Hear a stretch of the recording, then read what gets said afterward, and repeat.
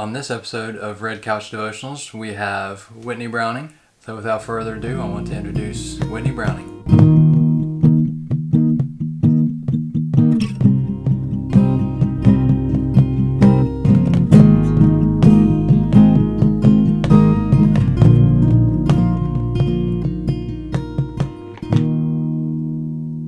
So in 2014, I went on my very first mission trip to El Salvador.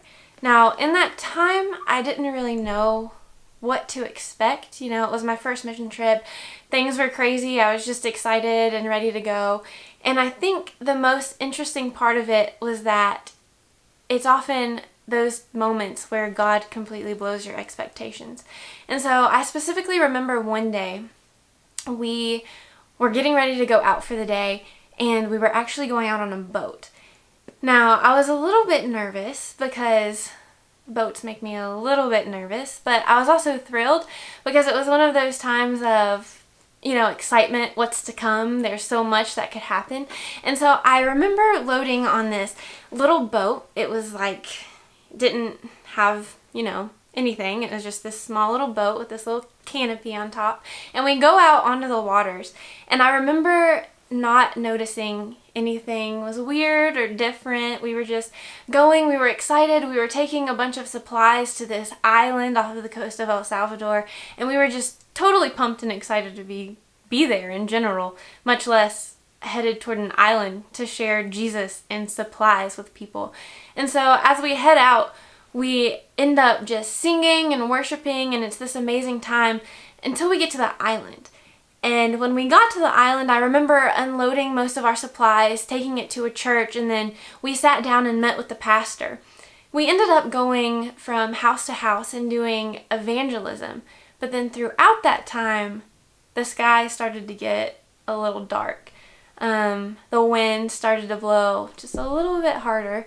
And before we knew it, we were in the middle of a big storm.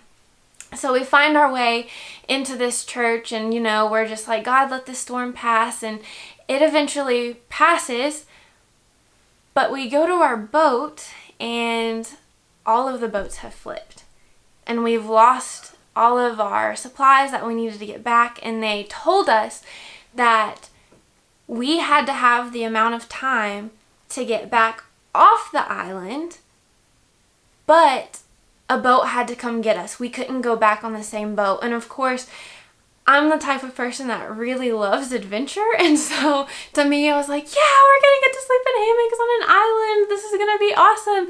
Not even paying attention to what are we going to eat? What are we going to do if we can't make it back off the island tonight?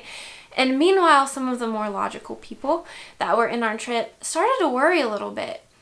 And I remember going back, and we sat around the church and we opened our Bibles and just had an impromptu Bible study. And this is the verse, or these are the verses that we read. And it's out of Job 40. It's not out of Job 40. It's out of Job 38. And it's Job 38:8, and it says, "Or who shut in the sea with doors when it burst forth and issued from the womb? When I made the clouds its garment and thick darkness its swaddling band? When I fixed my limit for it and set bars and doors, when I said, 'This far you may come, but no farther, and here your proud waves must stop.'" And when we read this, it was kind of that moment of God's in control of our situation. Especially in verse 11, it says, "When I said, 'This far you may come, but no further, and here your proud waves must stop.'" And it was almost as if God was reminding us in that moment that the waves, even though they were trying to control the situation, they were trying to control the rest of our day, they had to stop. They had to stop, and they had to let us get back to where we were supposed to be for His purpose to be continued. And I will tell you this, that we ended up getting off the island that night, minus a few tears and a little bit of upset and panic. But we made it off. And this verse really helped our group calm down. And I think the reason is because we began to realize how in control of our lives that God really is.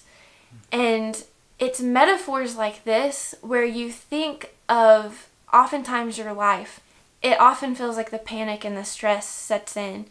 And that panic and stress makes us question things, and even makes us question if God is really in control, and if God really sees, and if God really cares. You know, we go through seas.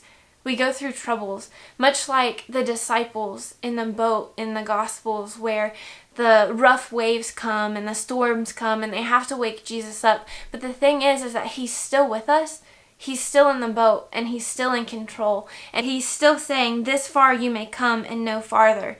And he's still saying, and here your proud waves must stop. And so I just want to focus on this reminder that God is in control, that he does care, and that he does see. No matter what we're going through, even if it feels like we are in the weirdest place in our lives, he does see, he does care, and he's going to bring us through it. He can bring us off of our weird metaphorical island into a place of comfort and peace, and he'll do it, but we have to seek him.